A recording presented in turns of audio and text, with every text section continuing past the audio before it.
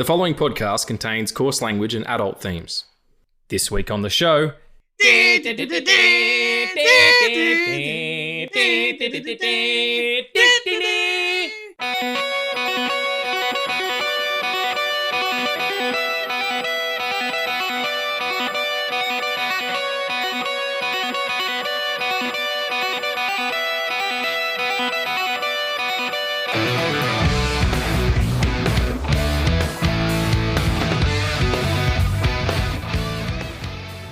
Hey friends, and welcome back to the Film Addicts podcast. I'm Reeves and I'm here with my main man Addy. What's up? What's up? We're talking soup. Yes, corn soup. Corn soup, which is your favourite. Sweet corn. It's good to see you. Yes, we're back talking. I don't know if you could tell from the ridiculous intro, folks, but we are talking about Superman today. We're talking about Superman 78 with the wonderful Christopher Reeves. You know, in part, but we're also just going to talk about Superman a little bit. You know, the new film that's coming out, James Gunn's getting a lot of heat, a lot of business going on. There's some news stories about that.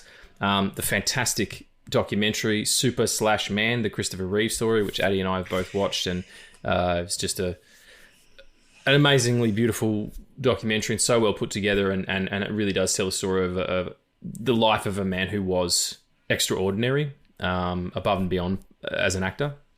And yeah, just what Superman means to us. We're coming towards the end of the year. It's been an unusual November. Let's come into 2025 with some hope, and some strength, and it's going to be beautiful. But before we get to all that, what's going on? What's going on, son? What you doing? Everything's all right. We met each other this week for I think it's next week, like 3 years ago. It's beautiful. It's a beautiful relationship. It's beautiful, and we wrote the Hawkeye things, and that was the start of it. I go back to Hawkeye every Christmas.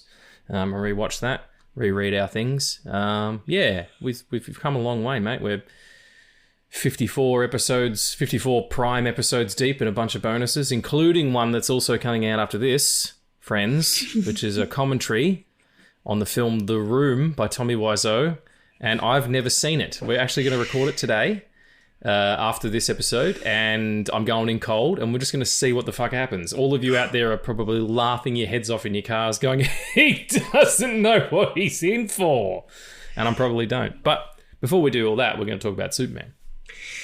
Yes, we are. Also, how are you doing? Good. Like I was saying before, I'm channeling my energies into a new workout regime and trying to motivate myself. You know, I'm going to be away for a bit and trying to figure out what my workout schedule is going to be like that, because it's important to me and it's really good for my mental health as well as my physical health. And so, yeah, I feel good. I slept in a little bit late today, but I think my body needed it. And yeah, I just kind of had a cruisy one, just went and did a workout and did some food prep and everything, and just trying to take it slow and steady as I wind down to leaving in, like 14 days or something. Damn. Yeah. It's going to be a quick turnaround, I'll tell you that much. But I must tell you, I watched something wonderful, so we have to do... What are we watching? Hell yeah. Let's go. Yeah. Okay. What are we... watching? That's a good one.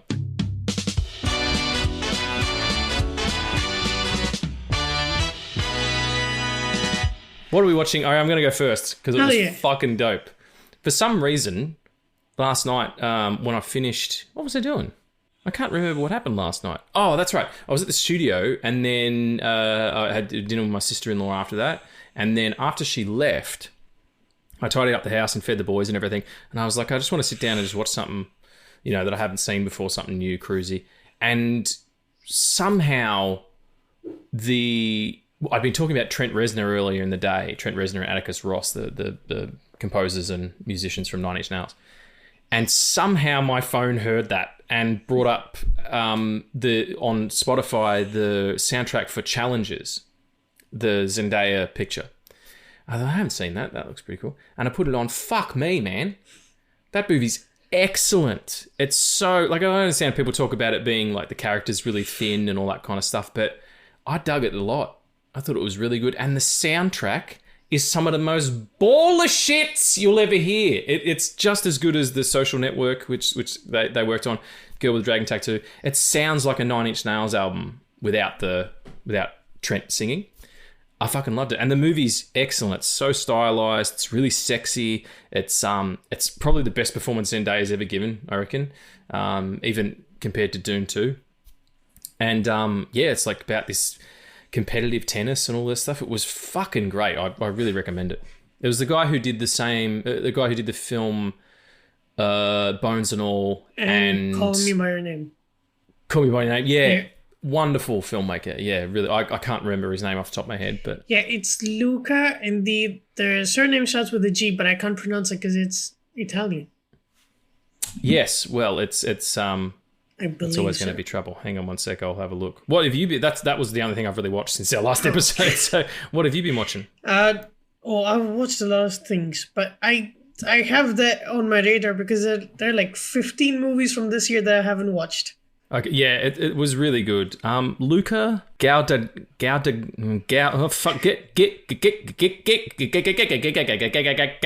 fucking I'm the scat man. Oh, what the fuck? Hang on. Luca Guadagnino. I don't know. Help! Someone help!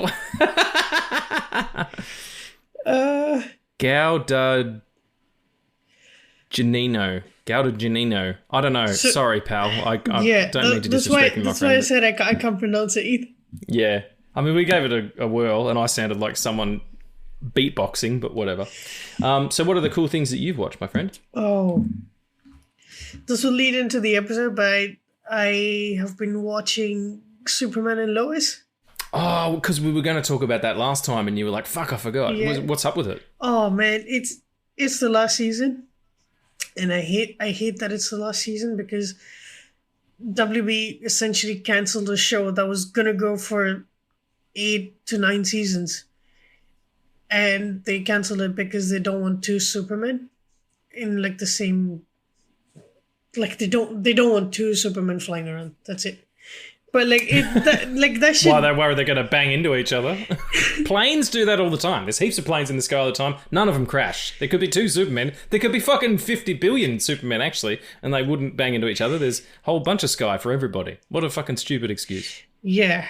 It sucks because that Superman is. Well, I'll probably get into it during the episode, but that Superman is probably the most accurate depiction of Superman ever put to screen. We're about to talk about Christopher Reeve's performance in 78, so careful. I know, but like, I don't know, man. Tyler Hoechlin has that charm of Christopher Reeve, but he brings so much of his own nerdiness towards Clark Kent, and then so much confidence towards Superman. Like you believe this motherfucker has been Superman for 40 years and now has 2 kids. Yeah, that's absolutely true. He's a really good actor. I like him a lot, actually. I've liked him since Road to Perdition when he was a tiny boy himself. When he's a tiny, tiny man boy. Let's not say that you've liked him since he was a tiny, tiny man boy. Let's not say that. I've enjoyed his performances as an actor. Yes. I didn't enjoy his tiny, tiny manness. That's fucking weird. Yeah. But yeah, so the season, it's the last one. Has it finished? No. As of right now, we are 7 episodes into a 10-episode season. Yeah, because James Gunn took over DC, and that was by the end of season 3. And fucking season 3 ends with Superman fighting Doomsday on the moon. Yes, you mentioned the moon fight. That's very cool. And so there was a production gap where they didn't know if they would come back to do a season 4. Was that because of the writer strike? Or the actor strike, rather? It was also because of the writer strike, but also because DC has this thing where they don't believe that Superman can do well on TV. Which is Superman, he's been alive in media only because Tyler Hoechlin has been playing it for almost 10 years. Yeah, and also before that too, Superman and Lois was with Dean Cain and Terry Hatcher was one of the biggest TV shows at the time. I think the only thing bigger would have been Twin fucking Peaks. So that's just stupid. There was a Superboy series before that. It's always been popular. The cartoon series, the Bruce Timm, Paul Dini, spin-off from the Batman animated series, like, it totally works. What are you fucking talking about? Yeah. And so, can you fucking imagine? Season 2 of Supergirl episode, because Supergirl was on ABC and they didn't have all the rights, but then CW bought it after season 1. And so when they bought it, they glorified it a bit more. It was more vibrant. The suit was changed. And then season 2, episode 1, fucking Clark Kent shows up, and you're like, oh, it's Clark Kent. Oh, fucking Superman. Oh shit. Do you think that they kind of were soft launching a show for him in that, or was it just we'll see how this works? It was more of we'll see how this works, and we'll have him as much as we can. But after Crisis, it was pretty clear that not only were they setting him up for a show, but also people loved him as Superman, because I cannot tell you the fucking charm on his face, when he's just standing folding his arms in this amazing fucking suit. And fucking Green Arrow is there, and Flash is there, and Black Lightning is there, Supergirl is there, and then you have Superman there, and all of a sudden it's yes, these people that I've followed for 5 years, super fucking man, holy shit. He hasn't the earnestness that you need from Superman. I remember seeing the clip of him in the OG sort of 1939 costume, the original one, and the kid says, I like your costume, and he's like, thanks, my mum made it, and then he flies off. That's Superman, Yeah, and he, in that scene, he's saving a green car that has been launched up, and that's the first cover of Superman in Action Comics. Yeah, it's fantastic. Much better executed than in Superman Returns. What else did you watch? I have been watching Shrinking, and holy fuck, man, Harrison Ford is amazing. He's so funny. But not only is he's funny, he understands what the fuck is up. And I'm so used to seeing Harrison Ford in just as Indiana Jones. I don't fucking like Han Solo. You say Harrison Ford as Indiana Jones for me. He's my favorite film hero, Indiana Jones.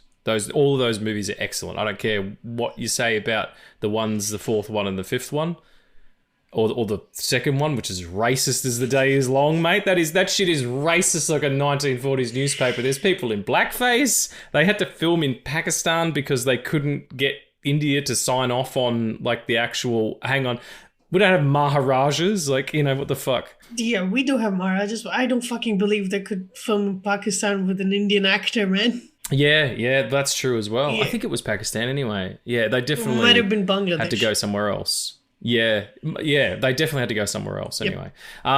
Regardless of that, Harrison Ford Shrinking, excellent. Yes, he's excellent, and I hope people watch that show more, because I want that show to go on for 8 seasons. It's got it's less fantasy. There's some parts of Ted Lasso that are kind of fantastical, where the whole team learns the song from The Sound of Music to say goodbye to him, or just the way that people interact, and she falls in the river and gets saved by the guy in the boat who she then meets at the final episode. All that, it's kind of a little bit fantastical. The relationships aren't, obviously, but Shrinking is how people would talk to each other if they could actually articulate their problems, and most people can't. And I feel like that's how, even though there's friction and people are on opposite sides of different issues and they don't like each other and stuff, but when something goes wrong, they talk about it. It could be an argument, or it could be just a conversation. Perfect example is, did you watch the episode that dropped last night? I am halfway through, but I'm 10 minutes in, so I haven't watched it fully. I won't say it then, but there's a particular conversation towards the end of that around... what's the neighbour's name again? I always forget everybody's name. Oh. Liz. That's right. Liz. Yeah, it's around... Liz and Derek have a conversation around this other guy who's keen on Liz. I felt that coming from the first scene. They tease it a lot at the end of the last episode. And that conversation is so articulate of a way that you would feel if someone behaved like that and was disrespectful to your relationship like that, even though Derek's kind of a joke. You'll dig it a lot. I think that show is excellent, and just as long as Harrison Ford is alive, keep doing it. But I mean, Marvel's going to have to fucking do all their best work to keep that guy alive to play Red Hulk for the next 11 years or whatever. Inject him with actual super soldier serum. We must. If anybody could take it, it's Harrison motherfucking Ford. Yes. So. Was there anything else? Yeah. Oh, sorry. I just loved their in the first the first sequence where he passes Liz. She's conscious that he thinks that she's cheating on her husband, and then she goes into the bar, and he's like, when somebody comes in and over explains something, I usually believe them. It's like the fucking best thing ever. And just before that, he's sitting there with the guy who was the janitor in Scrubs, and he's like, are you going to eat that? And he's like, oh, you mean this muffin I paid for and brought over to the table here with my coffee? I don't know. I'm thinking about it. Just, it's so sharp and sweet and I really dig it a lot. Yeah, excellent. Anyway, what was something else? I believe so. I'll have to open Letterboxd. Letterboxd. Check out your box. Check in on the box. I watched Act 2 of Arcane, and I Muff. What?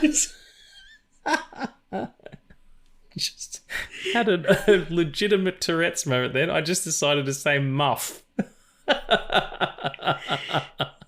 Muff, everyone. Happy Thursday. Okay. I got sent a text message before, not a text message, a message on IG from someone who has a verified account and must follow the show or whatever, and they'd commented on the Gladiator post I did about the thing I did. Now, you laugh like the Joker. I'm like, I know. I fucking know I do, because I'm mad as a cut snake. Anyway. How is that connected to muff again? I just shouted muff. Muff is a euphemism in Australia for dupunani, for the lady bits. Okay. We actually call it, in the UK, they call the cops that. They call the cops the fuzzy muff. I don't know why. But anyway, vaginas aside, what did you watch? Arcane, the next part? So it's the second part. Yes, I watched Act 2 of Arcane. I need you to watch it so bad. It's bad? No, I need you to watch it so bad. Oh, I'm sorry. Yeah, I'm getting there. It's just, there's a lot going on with the trip and everything. So I know. Maybe I'll try and start it next week, and then I can just smash the shit out. Maybe I'll just, on my birthday, which is next Tuesday, I'll just watch all of Arcane all day, and that'll be my own. I'm getting a massage, and then all of Arcane. Forever and ever. But you're gonna start from season 1, so that'll be long. I got the time. Don't even worry about it. But yeah. So gym, massage, Arcane all day. Indian food. Yes. Cool. Or something. It'll be my dinner.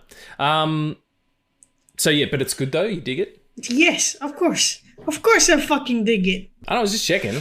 It's kind of funny when I had to drop out of screen for a second just to check my record. And it's funny because I kind of go away. Yes. Hello! No one can see me. I don't know why I'm doing that. Don't do sight gags on a podcast, you fucking idiot. You've been doing this for 3 years. Everyone tells you you're a professional. This is my 5th podcast recording in a week. It'll be 6th. The next one will be 6th. And then tonight will be 7. I'm recording with Tommy and DL tonight as well. I am the pod master! Pod slap! What are you... You're trying to talk about Arcane. I'm sorry. What are you talking about with the podcast assemble guys? Gladiator 2. Oh, fuck. I have to watch that. It's a confess though, isn't it? I have to. You take some tissues, and not because it's sad. That's all I'm saying. There's sharks in the Colosseum. That'll do it anyway. That's enough for me. Sharks in the Colosseum. Thwap, thwap, thwap, thwap, thwap, thwap, thwap, thwap, thwap, thwap. I can't do sight gags on a podcast. I had to make the sound of jerking off. And that's the best one I could do. Arcane Season 2 Part 2. Tell me about it.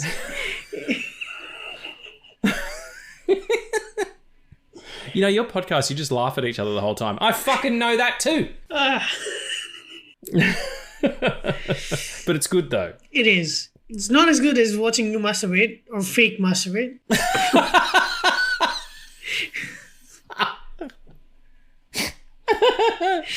We'll be right back. I'm sorry it disappointed you so much. Dear Netflix, this isn't half as entertaining as watching my podcasting partner pretend to masturbate. I mean, like, fuck off. We've called the police. We've called the Netflix police.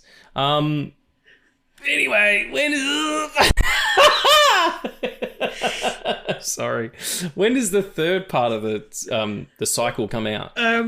I believe it is next week. So they're all going to be ready for me. Yeah.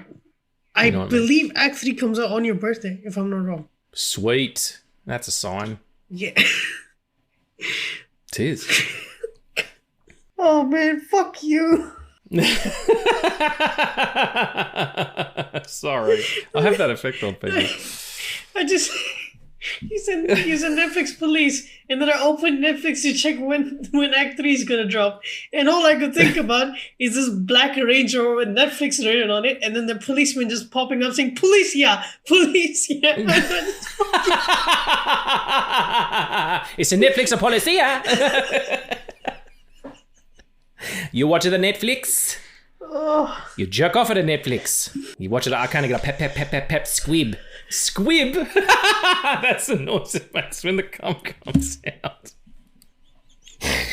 Oh God, we're supposed to be talking about sweet Christopher Reeve. We can't send this episode to his kids. They'll call the Netflix police as well. In a bunch of different languages. Okay. So it comes out next week. And I'm glad.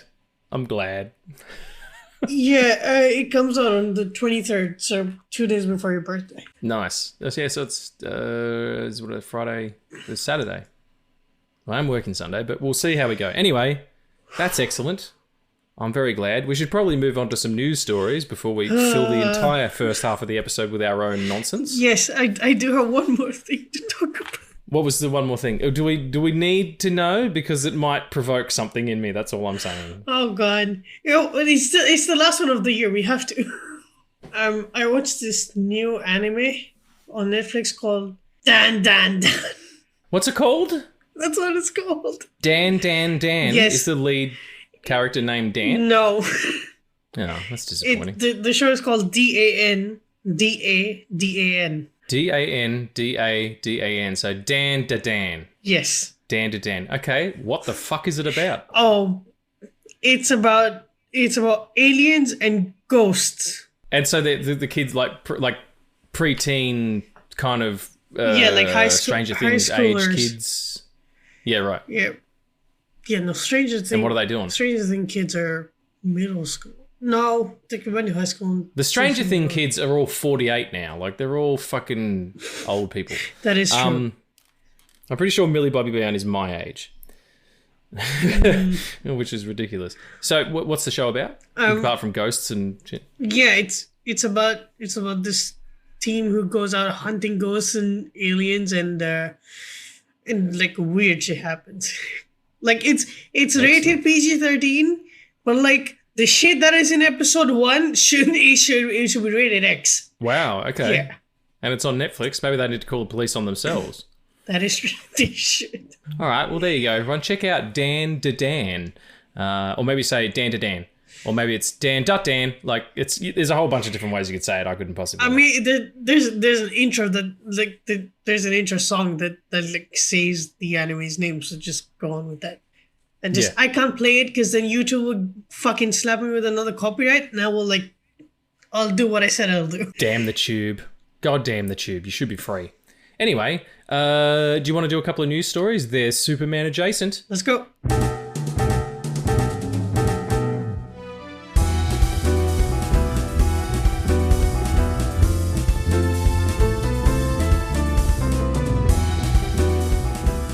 Nerd news. Welcome to Nerd News.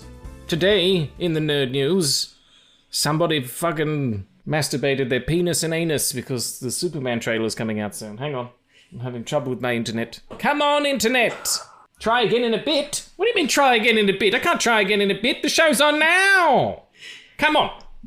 Aha! No, don't shake my phone and tell me there's a problem. Is it I hope everyone's enjoying me having a breakdown over here.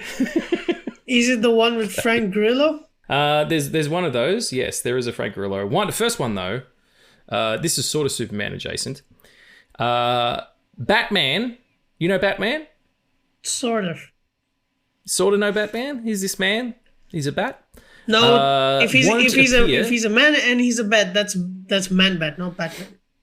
That's true. You're absolutely right. This is one who dresses up like a bat because he's got some serious issues. Yes. Batman won't appear in the DCU until the Brave and the Bold movie, confirms James Gunn. Until we have a screenplay that I'm totally happy with, that movie is not going to get made.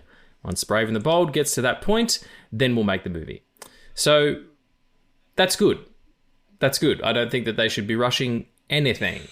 I like the idea of a Brave and Bold movie with Batman and Robin and introducing a new Batman and all that stuff. That should be cool, even though we've got Pattinson doing his thing.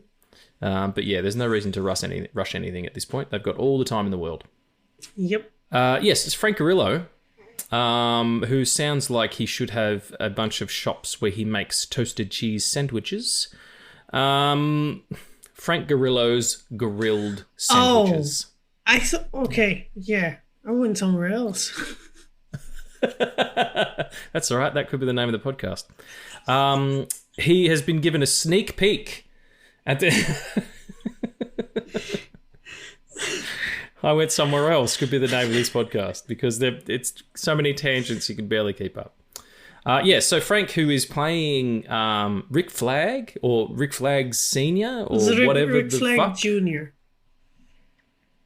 Which is actually the Rick Flag, like the actual character's name is Rick Flag Jr. Right. So Peacemaker is canon, as far as I understand. Yes.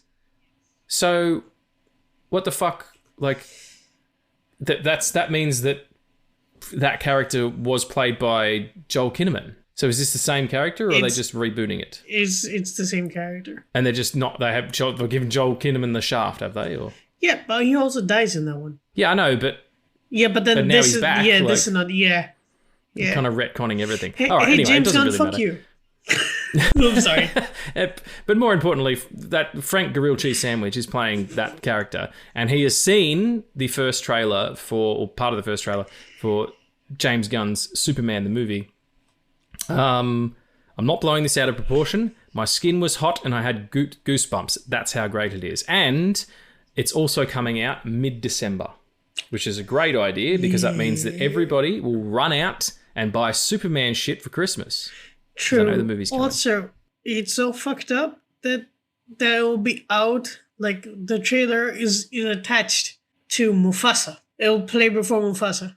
That makes sense. Why is that fucked up? Because Mufasa is Disney. Oh well, fucking whatever. Yeah. I guess And I'm not going to watch fucking Mufasa to watch that trailer. I'll go watch. It'll be I'll go out watch on the Kraven the internet Hunter. immediately after. What's that? Sorry. I'll watch Kraven the Hunter and watch that fucking... Kraven the Hunter's gonna be fucking Yes! good, alright? I'm fucking telling you, man. It's the new Morbius. It's gonna fucking rule. It's gonna be sick. Could you imagine? Could you fucking imagine? Post-credit scene of Kraven the Hunter. He's in somewhere on Earth, and he's in this fucking animal, like... He's in like one of these like streets where they cook animals, which they do here a lot, so I know that. Like a wet market. Yeah, and he has like, I swear to and he Christ. sees like bats hanging, like fried bats. That whoa, let's not do that. Fried bats hanging is hard to say. No, fried bats hanging is something that started. Fucking shut down. Yeah, that's right. That's true. That's Maybe he insane. knew. Maybe Kraven knew what was going to happen. Yeah. you know? But my pitch was maybe he just finds. Maybe like he finds like a cluster of bats like just like roaming around in a vortex, and then out comes Morbius with his like purple velvet cloak, and like the Jesus Christ posing like I'm your savior, and then they do the fucking handshake, and then just like beat off each other. Or some shit. I'm here for it. Look, Jared Leto will do it for a bag of Skittles at this point. I'm pretty sure. Like, just let him have it. You know. Yeah. Excellent. Well, the only other thing I wanted to talk about really quickly was, did you see the trailer for the live action How to Train Your Dragon? It's a teaser. I watched it. Okay, that was my question. So it was a teaser. I watched it. What are you, fucking Roz before she gets a heart? Like, that was the most robotic shit ever. Yeah, what did you think, though? I reckon it looks fucking excellent. Did you watch it? Yeah, absolutely. I really liked that first one. I used to watch it. I watched it years ago with my niece or something, and I didn't watch the other ones. But I love Toothless as a character as well. He reminds me of my cat Clark. Yeah, they designed Toothless to have, or like they designed the Night Fury. The Night Fury creature designs are based off of cats, so that makes a lot of sense. Makes perfect sense then, yeah. It's a beautiful moment as well where he reaches out and puts the hand on. I know it's from the animated movie as well, but yeah, and I dig it. You've got fucking, what's his name? There's a big Viking. I know. What's the homie's name? Stoic? Gerard Butler? Gerard Butler, yeah. He's just a big Scottish Viking. I love it. Yeah. What could be wrong with that? Listen, man. That's my childhood that they're touching that way, and I don't like it. Okay, all right. Just other people could touch other things. It's all right. So to speak. Every time with the filth. Can't even.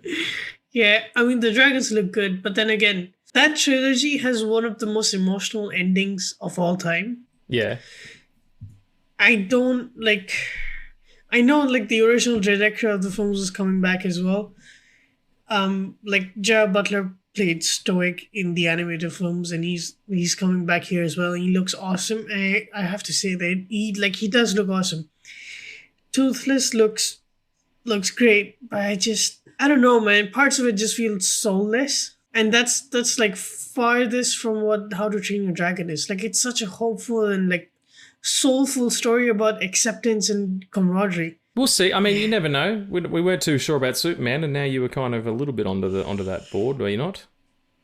James Gunn's Superman. I am, but it's a little different because like we're going to talk about. I have more of a connection. Well, that's not true, but like I remember very vividly picking up that book, reading it, and then watching the film and just being in fucking awe.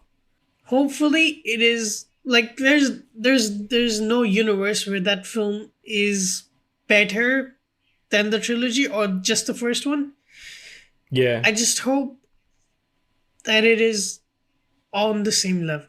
I'm sure that it will be, I reckon. I don't know. I don't just really super trust like remakes and stuff and you know, live action adaptations much, but I don't know. I just feel like this one works. Maybe I'm stupid. If they get the spirit right, it will work.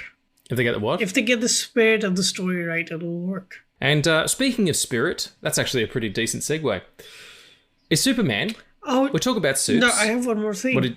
Oh yeah, that's right. Sorry, you have is the X-Men's? Yes. So, and what was the story that you had? Kevin Feige appeared on the Disney APAC showcase in Singapore virtually and said, "Oh fuck." Now I realize I have to read it. Oh no. Yes, how horrible. I can do it if you want. No, you sent it to me. I can try. He said, I think you will see that continues in our next few movies with some X-Men players that you might recognize. Right after that, the whole story of Secret Wars really leads us into a new age of mutants and of the X-Men. Again, it's one of those dreams come true. We finally have the X-Men back. Oh, fuck yeah. It seems like they're really setting up for this, you know, the multiverse saga to end and the mutant saga to begin. And I don't know how what story part of Secret Wars will push that into becoming. I still reckon the idea we were talking about the other day when we were on one of Kike's show about they should just fucking do it and just like there's always been mutants. You know what I mean? Like you don't need to make a big fucking song and dance about it. To have Charles Xavier be like, now is the time that we need to go public because now is the time that we're the most threatened because there's, you know, all these superheroes around which have caused all of this hate and mistrust for people who have abilities, and mutants are worse, you know. And then it becomes a story. It's a fucking civil rights story. With the X-Men, it always has to be that. Which is, and that is like if you miss that, then you miss the whole point of mutants and X-Men. Like, that's why they have been relevant from their conception. And they were created at a time when civil unrest, particularly in the United States, was ubiquitous. It was everywhere. It was the 1960s. It was, you know, like all this fear around the government and around, you know, the other type of people, whatever they were, whether it was, you know, homosexuals or African American community or Vietnamese because of the war, and everybody was disenfranchised, and drugs and the hippie movement, politics and assassinations, and, you know, fucking. Assassinations is a huge thing. Kennedy, Martin Luther King, fucking Malcolm X, you know, all that stuff. It was a boiler pot for that kind of storytelling, and it's just as relevant now. Look where we are. Yeah. Look where we are. You know, like it's troublesome. Yep. But yeah, to have the X-Men back just from a character standpoint is excellent. Also. Yeah, also, in hindsight, I actually fucking love my Gambit pitch. Like, that shit rocks. I did not... It does. I don't know why you thought it didn't in the first place. Like, it's fucking great.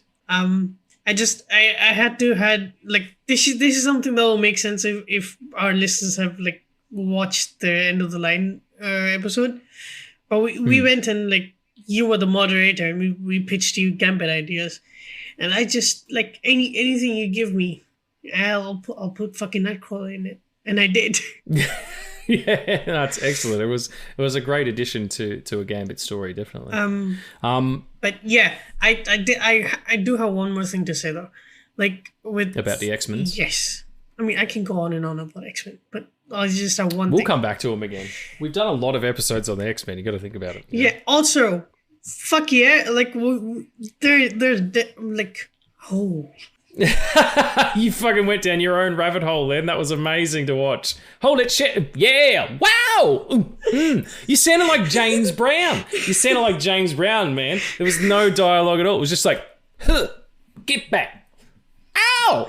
Sugar. Yeah. Almost hell. Ow. Like it was not, there was no words whatsoever. You were onomatopoeiaing, or you onomatopoeied everywhere. That's a villain from DC, and that makes onomatopoeia makes a cameo in Superman and Lois season 3. So go check that out. Oh, really? Yeah. Jeez, I wonder if Kevin Smith got any money because he created them. He created that character for his comic, the Batman comic. I think it was The Widening Gyre. Probably. Anyway. He probably did. Him and the CW folks are tight. So yeah, they sure are. Sorry, what were you trying to say before you went full the Godfather of rock and roll or soul? Sorry, the Godfather of soul. I would love like get back. Oh, fuck. You said get back. It reminded me of something that I forgot to say in What Are We Watching? Which is like, it's the main thing that I wanted to talk about and I forgot. Oh, really? Yeah. That's all right. We can go back to it. Okay, I'll finish this and then I can talk about that. Okay. But yeah, with Fantastic Four coming out next year, and it's set in the 60s, I would fucking love that in that universe, the Fantastic Four and the X-Men are in like the 60s style. They're working together. And like when Secret Wars comes in, that's the team that we bring in. And they're like, oh shit, these people exist. And then by the end of it, we're like, yeah, they exist in every universe, you fucking bigots. Because you haven't seen them doesn't mean they don't exist. Yeah, exactly. No, that's true. I like the idea of having the X-Men come into it with the classic costumes. Because there was a series of that. I can't remember. I read it fairly recently and I told you about it.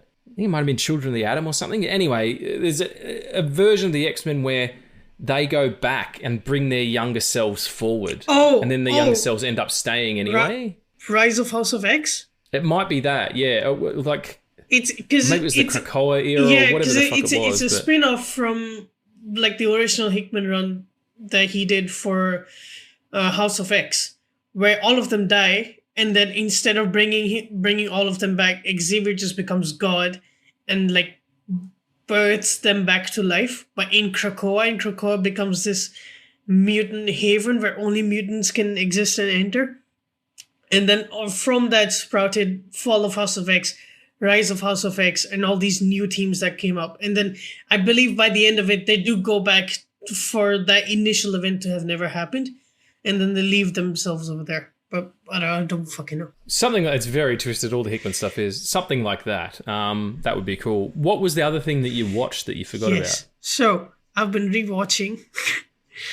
This is somewhat of a Christmas thing that I do. I've been rewatching the Peter Jackson trilogy of the Beatles called Get Back. And I wish he'd get back to making proper movies. No, I don't wish that because he was fucking happy doing that. But yeah, he's like, stop making Hobbit movies and make a fucking horror movie again for 5 minutes. Yeah, and now he's back making fucking Middle Earth movies again. Is he? Oh, for God's sake. Yeah. Come on, Pete. Let's just have something new. Yeah. Anyway, but you enjoyed the doco series? Yeah, I loved it the first time. Like going back and like just listening to their listening and watching like this amazing collaborative process become like they made a fucking album of 17 songs in less than 20 days and then performed it and recorded it. Amazing. It just, like the story behind like the Get Back story is like completely, it's a whole another beast.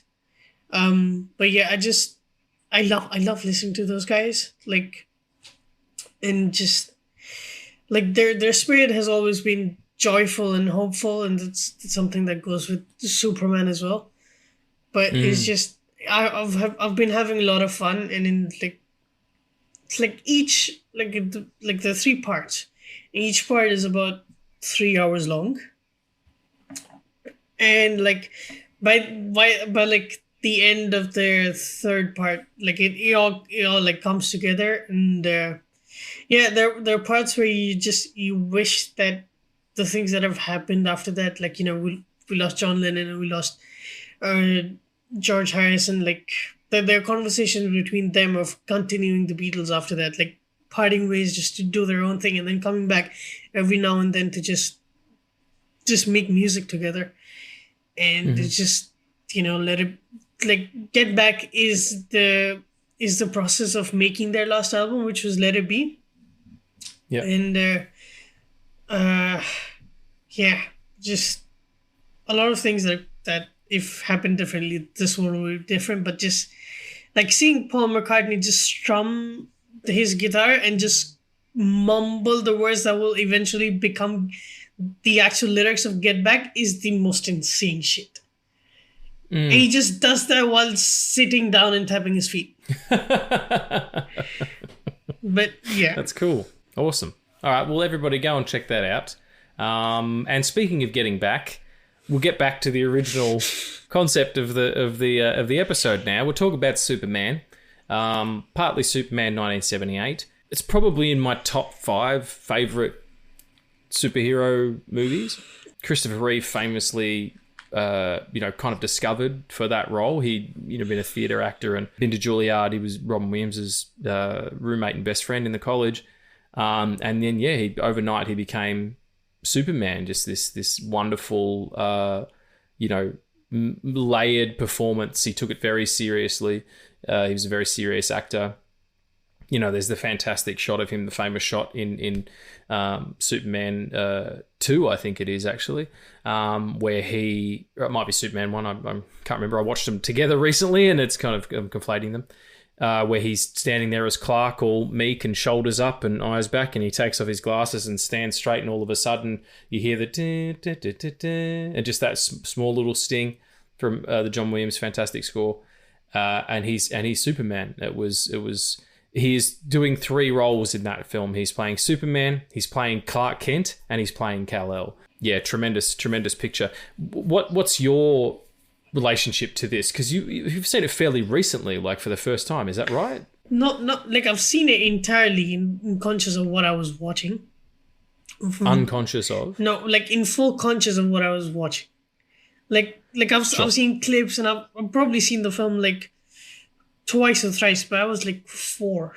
Yeah, you're not gonna follow that really. It's a pretty dense thing that's going on. I don't remember having not seen it. I don't know. I couldn't tell you how old I was when I first saw it. It would have been early. That's kind of how I feel about it too. Like I don't remember not seeing it, But like when I watched it the first time last year, again, like it's not like the first time, it's just first time I sat down, watched it completely. Yeah. Like there's something about Christopher Reeve that just it elevates that movie to, I don't want to say it, but it is true. It's not a good Superman movie, but just like Christopher Reeve as Superman and as Clark Kent, it elevates it to this like almost uncriticizable level of epicness. Yeah, no, you're absolutely right. I mean, you can't, if you watch it now, he doesn't even really like throw a punch. Superman now has to be this huge thing. He has to be this fucking macho dude who's like throwing punches and doing laser beams and shit. Yeah, or like just, punching a planet in half or whatever. Like, this is Superman who was like dedicated to the betterment of the human race, the race that adopted him, and yeah, Reeves plays it so human for an alien. And the fantastic, like metaphor for not just even male youth and growing up with great power and or any amount of power really, or just intelligence or anything that can be used in a harmful way towards other people. There's that fantastic speech with the wonderful Glenn Ford playing Jonathan Kent, where he says, you're here for a reason. I don't know what the reason is or what it's for, but I know it wasn't to fucking throw a football. Like that's not what it is. Or Jor-El, like sending his son away to find a better life and sending to a planet where his body would be, would drink in the radiation of Earth's yellow sun, would make him superhuman. He'll be a god to them. He'll be different, says Lara. He'll be almost indestructible. He'll be alone. Like all this stuff. Like everybody can imagine what it's like to feel like you're the only person on planet Earth. And that's what Superman feels. That's why he becomes one of us. It's why he creates Clark Kent, because he wants to be invisible. He wants to just blend in with the rest of us, because he can't. He could literally rip anybody in half like a fucking phone book. You know what I mean? That kind of power would ultimately corrupt, which is why there's so many stories about Superman going evil. Yeah. And I've grown to not like those at all. Because there is strength in not being corruptible with having that much power. Yeah, I feel like Superman, that's like everybody pulls the handbrake on that, because it's like, oh, he's too good, so we need to make him bad. What would happen if someone with that much power was bad? Well, what would happen if it didn't? Like that. Imagine what he would be able to achieve. And yet there's, I love all of these movies, really. The fourth one's not great, but it's only because it was suffered from the Sorkinds and Canon Film bought it and the budget got slashed, and it was kind of a Chris Reeves vanity project because he wasn't happy with Superman 3, even though Superman 3 fucking rules. My production company is named after a quote from Superman 3 because it's the film that me and my business partner bonded over when we first met. And he does this project about throwing all the nuclear weapons into the sun. And, he says, I can no longer stand idly by and watch Earth stumble into possible nuclear destruction. I've seen that happen on my planet. I know that happened on my planet and see it. And then by the end of it, he's like, it's not for me to meddle in the affairs of man. Like, it's for you guys to figure it out. And I'm just here to support you. I'm your cheerleader. I believe in humanity.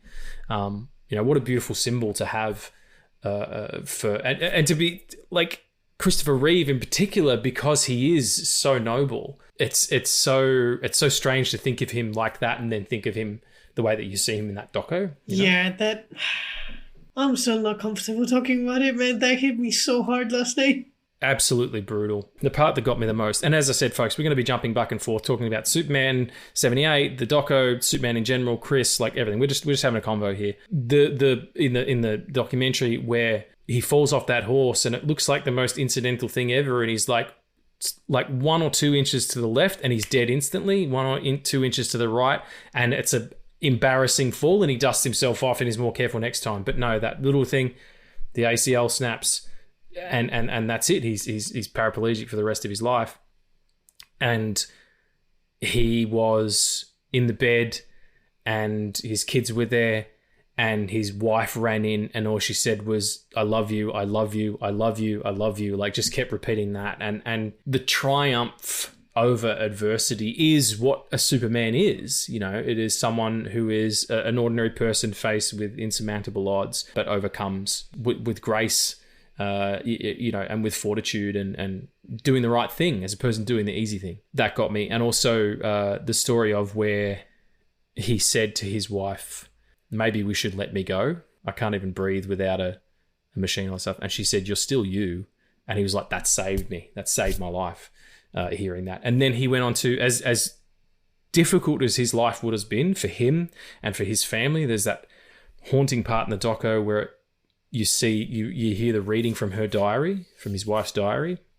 His wife, who would then go on to die of cancer not too many years after he passed, from his diary saying, I can't feel anything, I can't touch, there is no physical love in my life, I am alone, you know, and I'm in the service of this man all the time, and how difficult that must have been.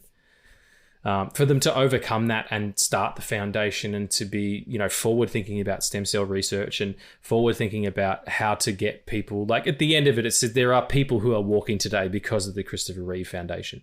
What an incredible legacy, and what an amazing thing to do. Superman can fly into a volcano and stop it erupting and save a town worth of people, but to just give people the strength to fight themselves, to fight their own battles, is remarkable legacy to leave behind as a person. Yeah, it's such a beautifully put together film.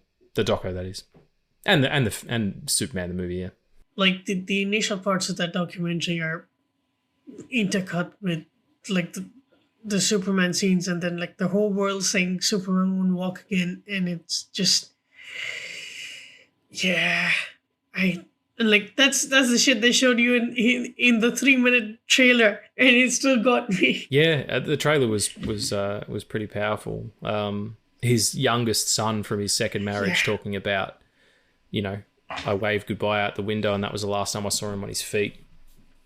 So well produced and so candid for those young. I mean, these kids got spoken to when the Flash movie came out, and they were like, no one fucking asked anything. No one asked us permission to have our dad AI'd into that fucking movie. And they're obviously very gracious young people. They gave their time to this doco to tell their dad's story and tell their mum's story as well, both sets of parents. And honestly, and you know, he wasn't a perfect man. He was very egotistical. He wanted to cash in on his fame and you know, wanted to be a bit of a player out there, and he absolutely was. You know, and he had a lot of clout from being Superman, and he used it for not, you know, dishonest or nefarious ways, but he used it to his advantage. Absolutely, it was by no means perfect, but you know, to show that honestly and not mythologize him was you know, quite unexpected. I think I feel like I thought it was going to be more polished, but it wasn't. It was like, this guy was just a dude, and he did remarkable things, but he was also a slave to his id and enjoyed fame and enjoyed money and all that stuff, you know.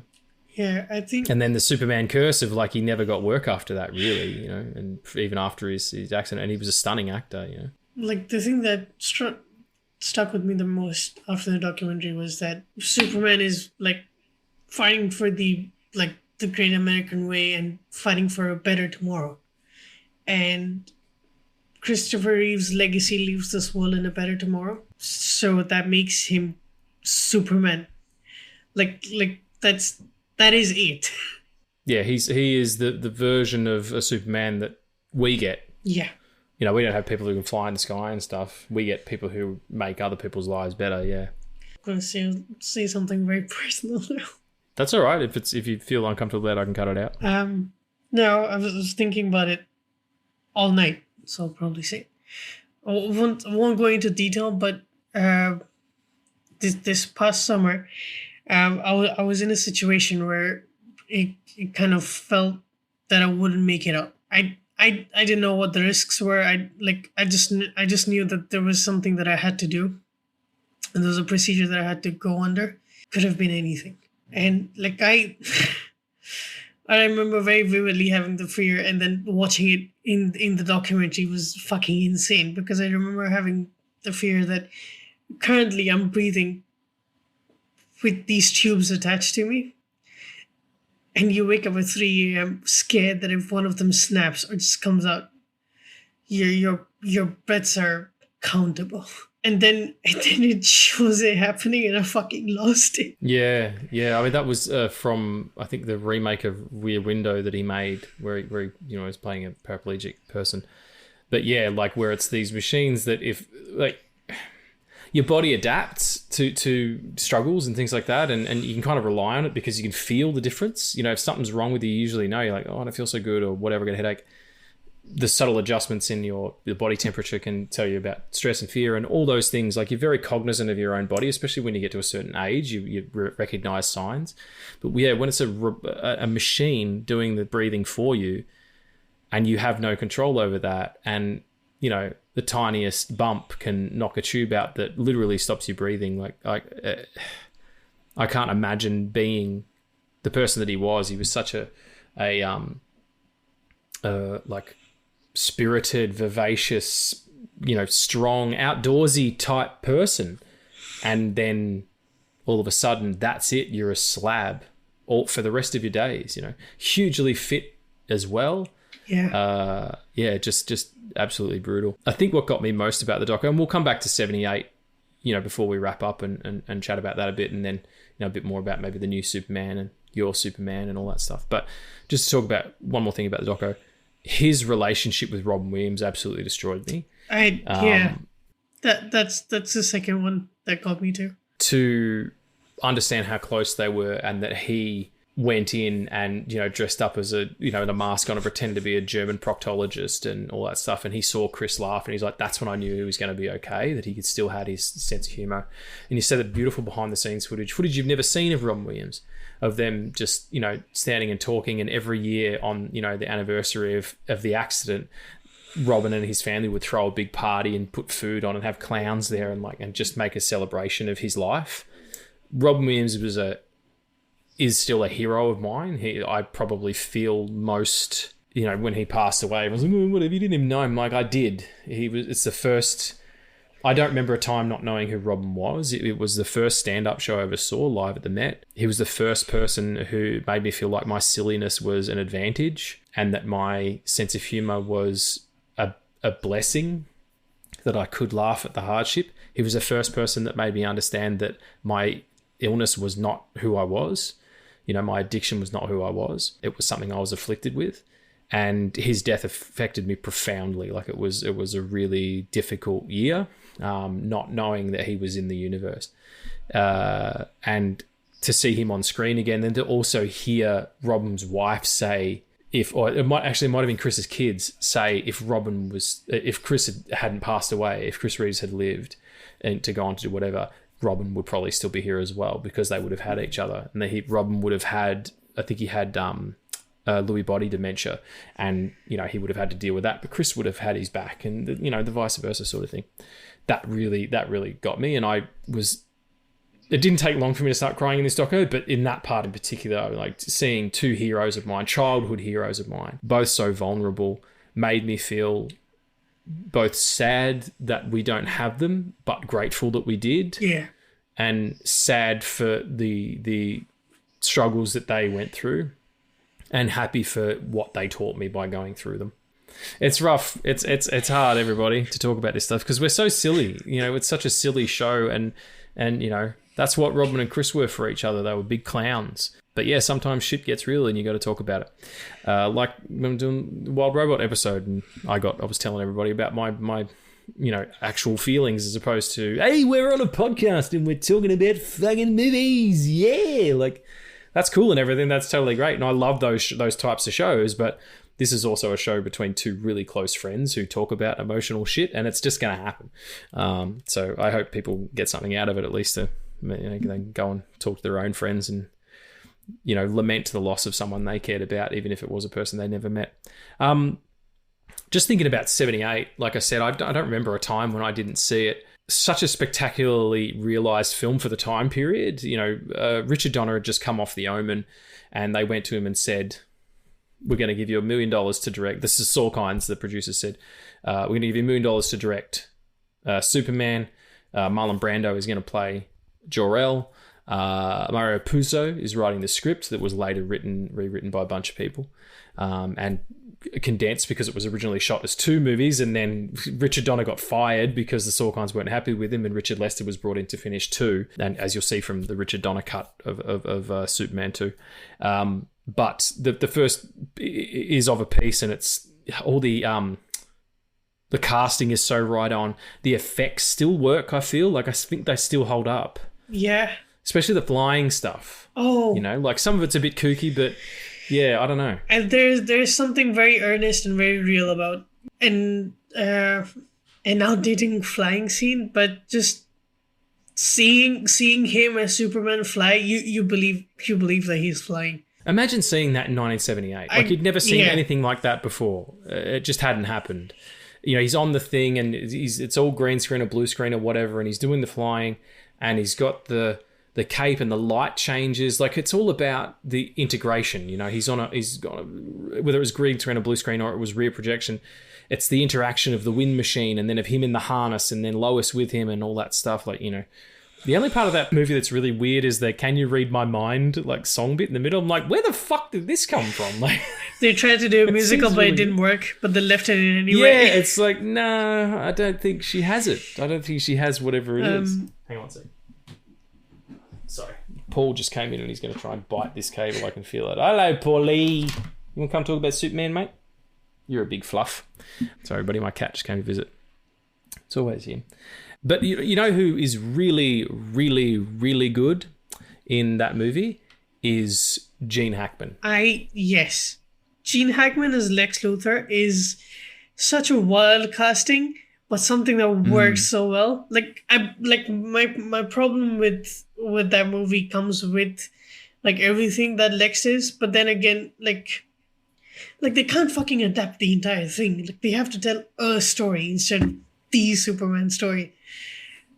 Exactly. But yeah, it like the conviction by which he just plays Lex Luthor and just commits to the insanity is so fucking amazing, and contrast with like the seriousness that Reeve brings with Superman, it meshes so well. And yeah, especially in moments where, like, you know, Superman's gone through all of these fucking countermeasures to get him in there and this and that and guns, and he finally kicks down the door, and Lex Luthor says, "Come in, it's open." And then he calls him, you know, "you diseased maniac." You know, only someone like you would find, you know, the harming of children. It's well known that you hate children and animals and all this kind of shit. Like, he's just such a prick to him, but all the time Lex is hysterical. Like, when he's in the water, he's swimming because he's got the underground drain thing, and he's swimming and he comes out and he's like, you know, Otis, get my robe. And in comes fucking fantastic Ned Beatty as Otis. "I think it's a Burnous." And he like puts the thing on him. "Otis, next time wait until I'm out of the pool." Like, he's just so fantastic. And my favourite bit, it's actually Superman 2. It's my favourite gag of all of these movies. This is including the Richard Pryor film, which we will circle back to one day, because that's a whole episode in which we have my business partner Dan on, because I fucking adore that movie so much. Singapore Sling! It's so stupid. Anyway, I have the novelization of it as well, and it's fucking outrageous. I'll read it to you one day. But anyway, Superman 2, there's a scene after Zod and Non and I can't remember the name of the female character's name, but the 3, you know, escaped Kryptonian convicts. They've come out of the Phantom Zone and they've come to Earth and they're fucking shit up, and they go to the White House and just destroy it and like take over, and, you know, the president relinquishes his power to Zod and all that stuff. And Hackman turns up as Lex Luthor and says, "I can give you Kal-El," and blah, blah, blah. And later on in the film, they turn up at the Daily Planet to go after Lois Lane because they know that that's who Superman's after and whatever. And so they smash through the bloody thing and whatever, and Gene Hackman turns up and he opens the door and all eyes turn to him. It's Lex Luthor. They all turn to him. And he's like, "You should see the White House. They're going to be cleaning it for months." Like, it's just fucking excellent. He's so good at comedy, Gene Hackman. He's just, I mean, look at the Royal Tenenbaums is a perfect example. But yeah, such a fantastic actor and such a great performance. I think the only thing that doesn't actually work for me is their glowing foil Kryptonian suits. And like all of Marlon Brando plus him saying it Krypton instead of Krypton. He always calls it Krypton. Yeah. It's on the planet of Krypton. Yeah. But then in the documentary, you see Christopher Reeve talking about just like he did not have a good time with Marlon Brando, and that he just essentially took the 2 million run. He did, yeah. There was no performance there. He was just... But that's the thing about Brando. He had such contempt for the profession of acting and yet was so fucking good at it without even trying. Like, he is really... What the fuck are you doing, Paul? Paul is upside down, like staring at me with his belly out going, can I get a rub? Hang on, I'm going to have to give him a rub. Hello, mate. Hi, buddy. How you doing? I know it's hot, mate. I'm sorry. You're a good boy. You can hop up on my lap if you want to, you big fluff. Anyway. Yeah, I mean, that performance is still... Jor-El performance is still really good, you know, in particular the voiceover parts, you know, the son becomes the father and the father, son. And my favourite line in the whole thing, you know, they are a great people, Kal-El, they wish to be. They only lack the light to show the way. For this reason, above all, their capacity for good, I have sent them you, my only son. It's spectacular. And the film is great in that it's 3 sections. You know, you've got the sort of Norman Rockwell, Clark coming to grips with his powers as a teenager, and he's strangely looped that kid with Christopher Reeve's voice, which is funny, and then him sort of going off and finding the Fortress of Solitude, and then you've got that section and the end where, you know, he's at the end of that sequence where his father dies and he knows that he has to go away and discover his powers and do the best he can, and he says, all the things I can do, all that power, and I couldn't save him. You know, that was the first real lesson that Superman had about his abilities, that they have no power over life and death. That's going to happen anyway. He can save people, but ultimately, he can't save everybody. And ultimately, I mean, life is a long disease with a very bad prognosis. You know, we all go out at some point. That's a really interesting place to find him. And then by the time you get to Metropolis, which is kind of like the screwball 1950s charade type comedy kind of thing, you know, the Weekend in Rome sort of stuff. And then you've got the back half of it, which is this, you know, actual superhero movie where there's you know, saving people from natural disasters and fighting the bad guy and getting overcome, and you know, and then, you know, being the person at the end who flies towards camera and smiles. I want to say something because you brought up that life is a long disease, and it reminded me of a quote from Dr. Sleep, actually, where Dan says that we're all dying. The world is a big hospice with fresh air. Yeah, that's absolutely true. And as soon as you get over that, you can quite enjoy the time you have here, you know. It's fantastically directed by Richard Donner, as I said, beautifully lensed as well. The fantastic Jeffrey Unsworth was the cinematographer. I always remember Margot Kidder in the documentary about the making of the film said that he was just the most pleasant British gentleman. Died in 1978. He died the year the film came out. And he would say, "Everybody quiet on set, I'm lighting the lady." And I've used that myself a few times. I don't say lady, I say, everyone please quiet, I'm lighting my actors. And it really does instill a real, like a genuine comfort, because sticking a camera in someone's face and having a bunch of lights shone on them is uncomfortable at best. So, yeah, it's always good to, you know, take those lessons. But Superman 78... we might come back to it and do a full episode on it one day when we're not also talking about the doco and stuff like that. But it is a wonderful picture. Superman in general, not in general, but thinking about the new movie that's coming out, thinking about, you know, the passing of the torch from Cavill, how do you feel about it these days? Because when we did our Superman episode, which was the Superman Paradox, which was one of our bonus episodes from a year or so ago, where we talked about that Henry Cavill was being first announced as returning as Superman, James Gunn was like, nah, I'm going to do my own thing. Addy was perturbed, to say the least. How do you feel about things now? There's a lot of images have come out. We've seen Corn Sweat in costume. We've heard a lot about the movie because no one will fucking shut up about it for 5 minutes. How are you feeling? It's never going to have the for me the awe that Superman 78 is, and I feel like you aren't going to feel the awe that you felt watching Man of Steel. It's called Superman Paradox, where it was only just a therapy session. So thank you for that. Yes, yeah, basically it was like an hour long therapy session. It was Reed telling me you need therapy, and I'll give it to you. Yes, I'm very good at that because I'm fucked up myself. So that always helps. Look at Shrinking. They're all fucked up. Yeah. I'm still not okay with it. Just the way that it happened. I don't think I ever will be. I think I'm fine with that. Yeah, yeah, I will go and see it because at one point I just realized that Superman is beyond just who plays it. There is my Superman, of course, and he is beyond anybody who will ever play it. But that's a connection to me and him, and nobody else can change that. But I think no matter what world we live in, I think Superman is important regardless. I think the themes that he brings in for the giant metaphor of him being the giant metaphor of him being for immigration and always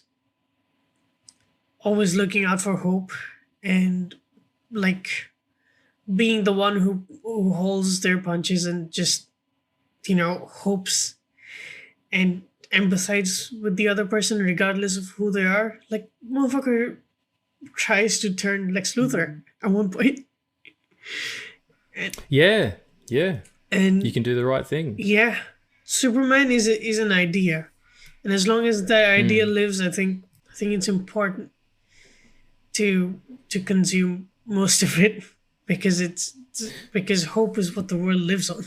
Yeah, I mean, you can't do anything without hope. Hope is positive anxiety about the future. You know what I mean? Everybody has anxiety about something they've already done or something they haven't done yet.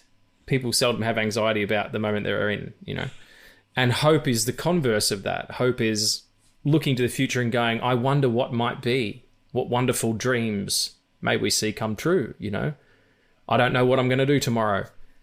That sounds exciting, like that's definitely what hope is. It is, and it's so universal.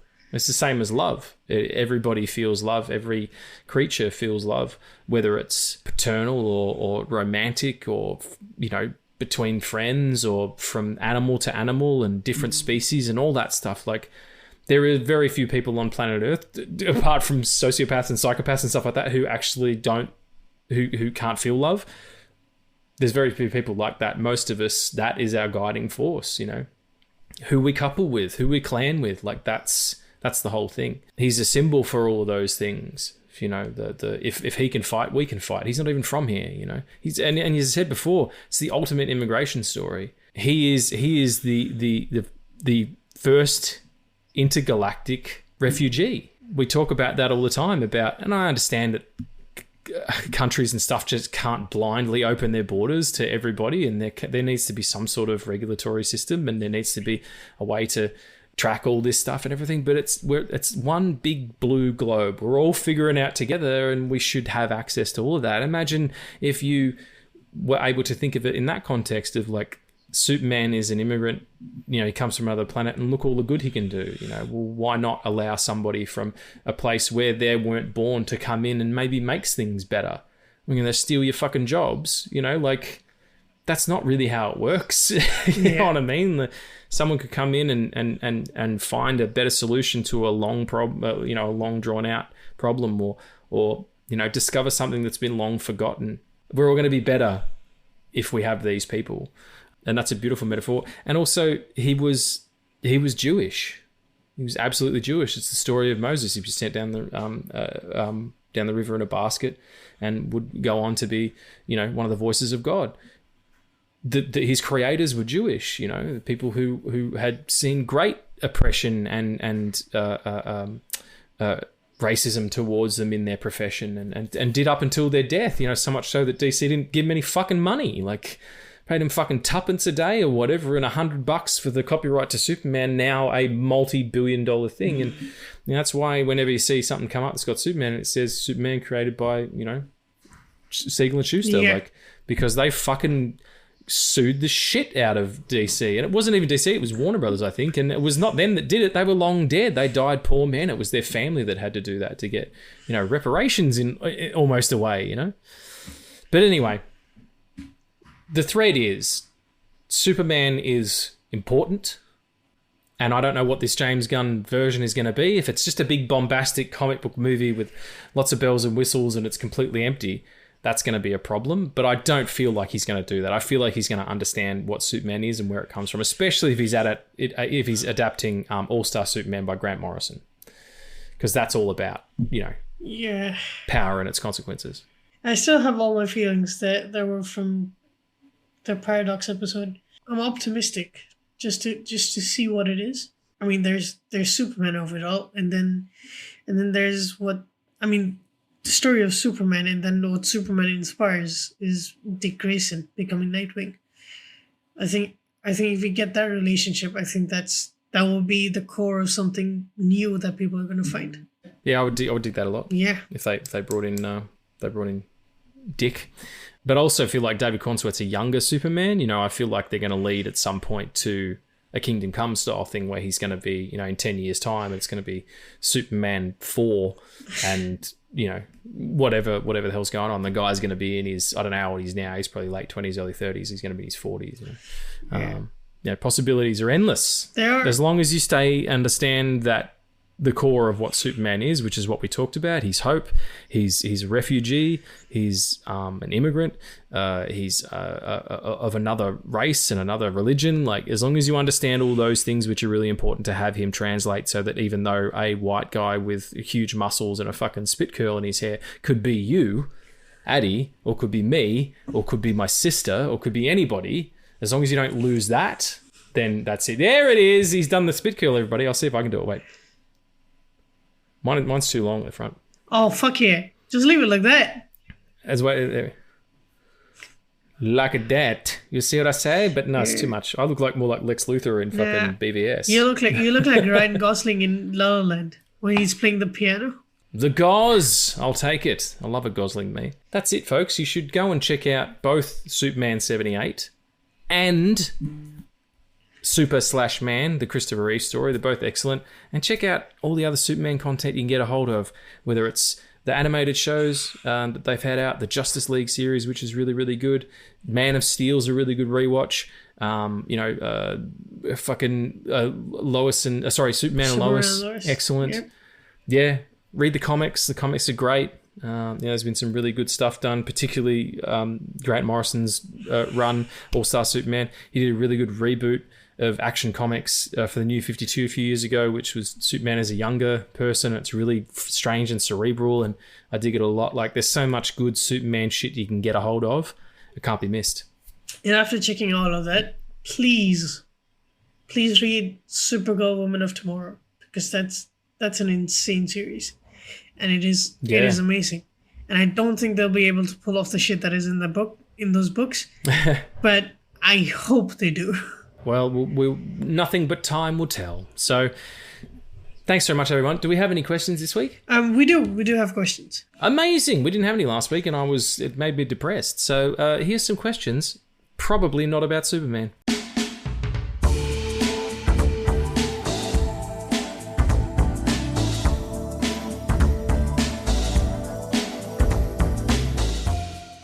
God, it's fucking people doing vacuuming or fucking something. Why every time I want to record a podcast, someone feels the need to whip a snip or snip a whip or dip a dip, tip to tip.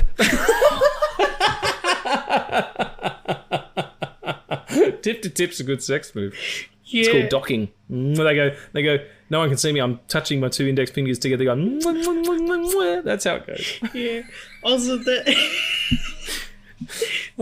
That reminded me of when we were on call the other day with the end of the line guys, and you did this. And I was doing that, and you did that. Yeah. It was I did this. The cock in the donut hand thing, and then the dicks kissing, and then going into a thing. That's how and robots they were just have talking. Sex. Yeah.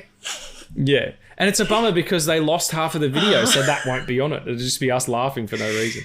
Anyway, sorry, what was the thing? Just hang on 1 second. I'm just going to shut this door because that fucking mowing's obnoxious. Question number 1. What is the biggest modern takeaway?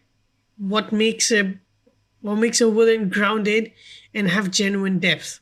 In terms of what makes Superman kind of relevant in a modern context is exactly what we're talking about, that he's a refugee and that he is, an alien from another planet, and that he has value on this earth, and so does everybody in that circumstance. Everybody who has something to offer. Everybody's got something to give if they want to. And as far as villains go, it just needs to be, it could be completely motivated by greed or whatever, but they have to believe it. They have to believe in what they're doing. You don't need to redeem all these people. It's not like the Joker, who's actually just, his backstory is that he was traumatized and he was marginalized and no one listened to him, so he snapped. Is it though? Who cares? Like, how does he behave after he snaps? Like, that's, what's his, I mean, he's a bad example because he's such a fucking nutter, but if you're looking at other villains, Lex Luthor's a great example. The reason that he strives so desperately against Superman is because he's a bigot. Gods are selfish people who fly around in little red capes and don't share their power with humankind. That's something a racist would say, trying to justify their own bigotry when really it boils down to, you're not me, and that's it. But Lex Luthor believes it. So I think that's it. It's just about belief. Also, something that goes unnoticed in BVS, because the hardest part of that movie to get through is all the Lex part. But I believe it wasn't executable, but I love the idea that you introduce Superman in a world that already has adapted the ideologies of Lex Luthor. That if there is a god, that he cannot be all powerful, and if he is all powerful, then he cannot be all good. Yes, yeah, that's a pretty sound theological argument that's gone around for a long time, and yeah, that's it still makes total sense. Yeah. Yeah, my answer remains the same with the villains. That they have to believe it. And me, who has played 2 villains in D&D campaigns, I can say I have to do a lot of shit to make myself believe that I'm those horrendous people. But when your players say that I was scared to have that interaction with that character, it's yeah, you were supposed to be scared. You've succeeded. So yeah, as long as the villain or the antagonist believes in what they are doing, that's what matters. There's nothing scarier than understanding the difference between a Nazi soldier and a soldier from the Empire of Japan, at that period of time during World War II. Sure, there were a lot of Nazi soldiers who were full-on Nazis and they believed in the Third Reich or the Thousand-Year Reich and they believed in Hitler and all that kind of stuff. But a lot of them were also just conscripts and people who were... I'm not saying they were good people. I'm just saying they were, people who were just fighting a war because that's what you did when you were in a country, or they were too young to have their own ideologies and would later go on to rebel or whatever the fuck. But the point is, the Japanese army at that time, and this isn't any shade at any Japanese people who were living currently or the people back then. I'm just talking about these specific people. During World War II. The reason they had kamikaze pilots and, people who would just commit suicide in order to take out a bunch of other people and stuff like that is because they believed that they were doing the right thing. Yeah. They believed that their emperor was a deity, and they believed that dying in battle was honorable and all that stuff. Belief. You can't fight fanatics. That's the thing. So yeah, it's absolutely the most critical thing for a villain. What's that thing that Princess Irulan says in Dune 2? She's talking to the Bene Gesserit. She says something that if you kill a cult leader, he becomes a messiah. Yeah, well, I mean that's they become martyrs. Yeah. As opposed to fading away. That's absolutely true. What's the second question? Yeah, second question is oh shit. Second question is, could you rank all the Superman suits put to screen? My God. It's going to take a little while. I hate how easy this was for me, because from the time of reading this to now, I know what my answer is. You figured it out? Oh, well, you do yours then, because I can't think of all. Does that include the suits from Christopher Reeve? Yeah. And not Christopher Reeve, sorry. The guy from years ago in those old serials and stuff? No, let's just go movie and maybe the CW. Okay, well, if that's the case... Because I have my CW. Yeah, if that's the case, I like the classic Christopher Reeve one the most. Man of Steel. No, actually, I like the Superman and Lois one. And then Superman Returns. I like the smaller S. I think that's really cool, and I like the more maroon cape, that leathery cape that's really thick and doesn't have the symbol on the back. Yeah, Man of Steel and Justice League. I think that's probably the way I go, because on a Justice League one was a slight variation, or it was the black one if you're thinking about Zack Snyder's Justice League. So yeah, I'd say that's probably my ranking. What about you? For me, I'd say number 1 is season 2, episode 1, Supergirl. First time we see Superman. That was a big S, and it was kind of connected to the cape. Yeah, it's a big S. He's got boots on. And the cape comes down Superman's got a big ass. Superman's got a fat ass. Yeah. Sorry. Yeah. And like the cape comes down to his like pecs, maybe? It seems like it does. And it's like it like I don't like the Superman and Lois suit because of the cape, because the cape is almost like a towel you tuck in. It is very tucked in, and also the muscles aren't real there. Like you can see the padding is kind of I mean, he's obviously a fit dude, but he doesn't have the bulk that like Cavill or someone has. Yeah, but like the contrast of like seeing that in seeing him in that suit, well, not the Superman Lois suit, but the suit that I'm talking about in the Crisis event. And his first appearance, like he is Superman in that. Like I'll show you a fucking picture right now. Yeah, it's excellent. It's excellent. Yeah, love it. Like there is padding in that, but like there's a giant fucking S, and like the cape connects to it. Second is Man of Steel, has to be. Oh no, it's not Man of Steel. It is in the Crisis event. Spoilers for something that happened in 2019. But in the CW Crisis event, Tyler Hoechlin, Superman, and his Lois, they go to different Earths where they meet different versions of Superman, because Lex is after one of them. And so they want to get ahead. So they go into like the Tom Welling's Smallville universe, and like at the end of that series, I guess he like gives up his powers. So like they meet him, and he tells them, oh, I don't have powers anymore, so you won't come after me. And then like Lex comes in like a minute afterwards. He holds up the kryptonite crystal in front of him, and Tom Welling just fucking punches him. Yeah.